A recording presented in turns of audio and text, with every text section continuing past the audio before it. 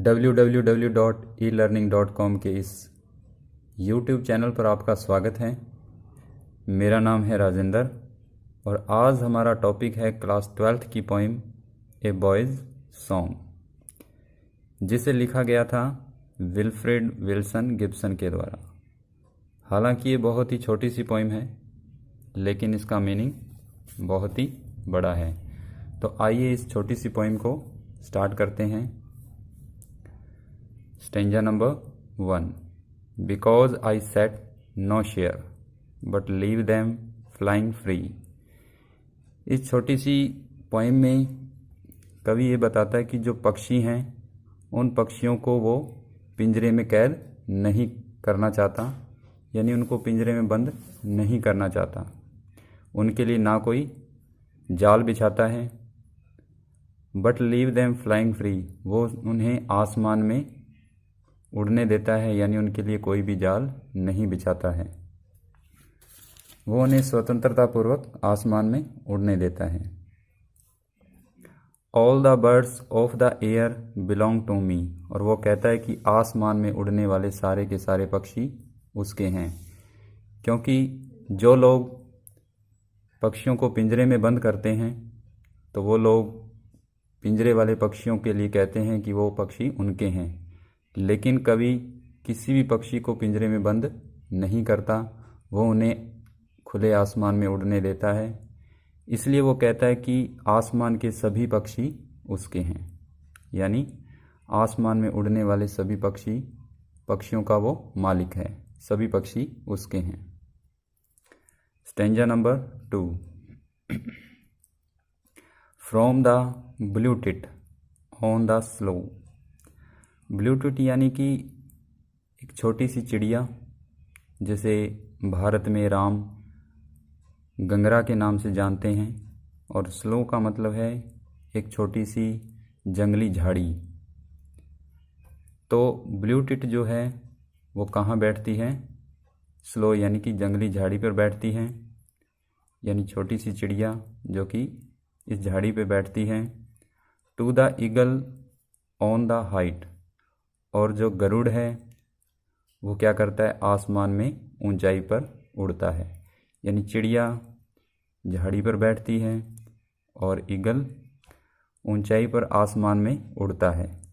अनकेज्ड, दोनों के दोनों स्वतंत्र है, यानी कि पिंजरे में बंद नहीं हैं। दे कम एंड गो, वे आते हैं और चले जाते हैं। फॉर माई डिलाइट, और कवि को खुशी प्रदान करते हैं। यानी कि कवि जो है इस छोटी सी चिड़िया को देखकर और आसमान में ऊंचाई पर उड़ रहे ईगल को देखकर खुश होता है, क्योंकि ये पक्षी दोनों के दोनों पक्षियों से खुशी प्रदान करते हैं। Stanza number 3। And so the sunward way. Sunward way का मतलब सूर्य की ओर। जब वो उन पक्षियों को देखता है जो आसमान में, यानी कि जो ईगल है आसमान में उड़ रहा है अधिक ऊंचाई पर, और जो ब्लू टिट है वो झाड़ी पर बैठी है, जब उन पक्षियों को वो देखता है तो सोचता है आई सोर ऑन द ईगल्स विंग्स, यानी कि जो गरुड़ है उसके पंखों पर बैठ कर के वो ऊंचाई पर उड़ेगा और कहाँ जाएगा? सूर्य की ओर। यानी कि वो उन पक्षियों को देख करके, ईगल को देख करके वो इतना खो जाता है कि वो कल्पना करने लगता है कि वो ईगल के पंखों पर बैठ करके सूर्य की ओर ऊंचाई पर उड़ेगा।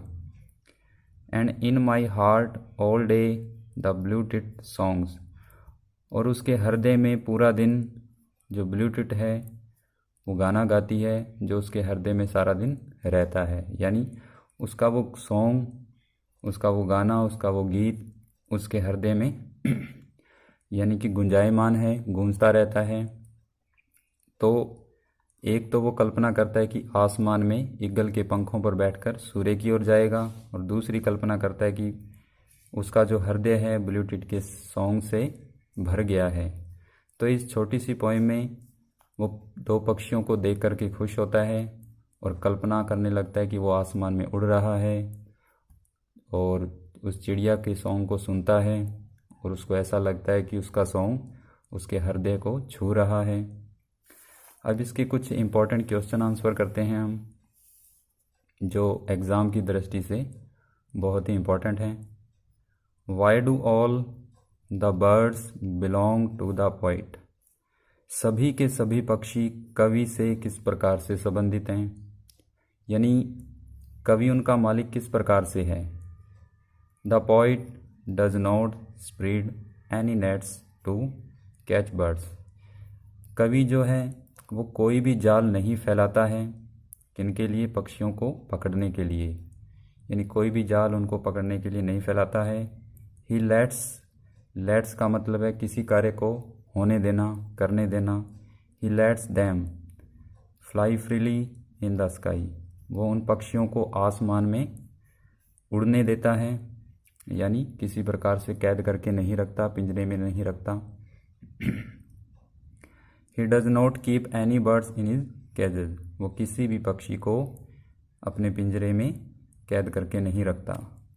All the birds that fly in the sky belong to him. जितने भी पक्षी हैं जो आसमान में उड़ते हैं वो सब उसके हैं, वो उससे संबंधित है, वो उन सब का मालिक है। He supports the freedom of birds, यानी वो सपोर्ट करता है पक्षियों की स्वतंत्रता, यानी वो उनको पिंजरे में कैद करने में सपोर्ट नहीं करता, वो आसमान में उनको उड़ते हुए देखना चाहता है, इसलिए वो स्वतंत्रता के लिए सपोर्ट करता है। तो इसमें ये कहा गया है कि जो कवि है वो पक्षियों से किस प्रकार से संबंधित है। तो इसका अर्थ यही है कि वो किसी भी पक्षी को पिंजरे में नहीं रखना चाहता, वो सभी को आसमान में उड़ने देना चाहता है, इसलिए आसमान के सभी पक्षी उसके हैं और वो उन सभी पक्षियों का मालिक है। Question number 2, name the birds from the poem. यानी इस पोइम में जो भी पक्षी आए हैं उनके नाम बताएं। Where is the blue tit sitting, और ब्लू टिट जो चिड़िया है वो कहाँ बैठती है। Two birds are mentioned in the poem. इस कविता में दो पक्षियों को मेंशन किया गया है, यानी दो पक्षियों का उल्लेख है। सबसे पहले ब्लू टिट, ए स्मॉल बर्ड, एक छोटा सा पक्षी, छोटी सी चिड़िया, कॉल्ड रामगंगरा इन इंडिया, जिसे भारत में रामगंगरा के नाम से जानते हैं। एंड ईगल, और गरुड़, ए बिग बर्ड, एक बहुत ही बड़ा पक्षी, कॉल्ड गरुड़, जिसे गरुड़ कहते हैं। The blue tit is sitting on a slow, a kind of shrub, यानी जो ब्लू टिट पक्षी है वो स्लो यानी कि झाड़ी पर बैठती है। एक काइंड ऑफ श्रब, यानी ये जो स्लो है ये एक झाड़ी का प्रकार है, यानी ब्लू टिट जो चिड़िया है वो एक झाड़ी पर बैठी हुई है। Third question, why does the poet admire blue tit.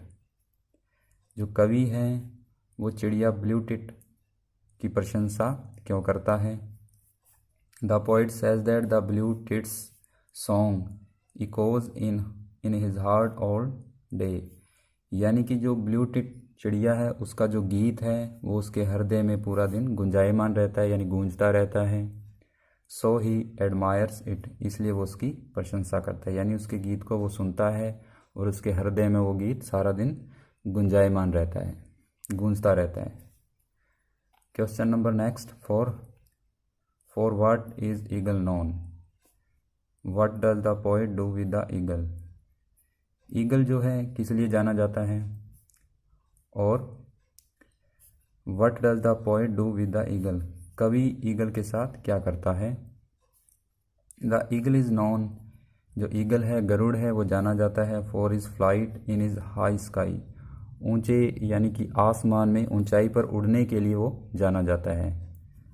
The poet travels towards the sun sitting on the eagle's wing, यानी कवि ईगल के साथ क्या करता है, वो कल्पना करता है कि वो उसके पंखों पर बैठ कर के आसमान में सूर्य की ओर यात्रा कर रहा है, यानी वो इतना खो जाता है कि उसको ऐसा लगता है कि वो उसके पंखों पर बैठ कर के आसमान में उड़ रहा है और सूर्य की ओर जा रहा है। What does the expression sunward way in the poem. इस पोइम में जो ये सनवार्ड वे अभिव्यक्ति आई है इसका क्या मतलब है।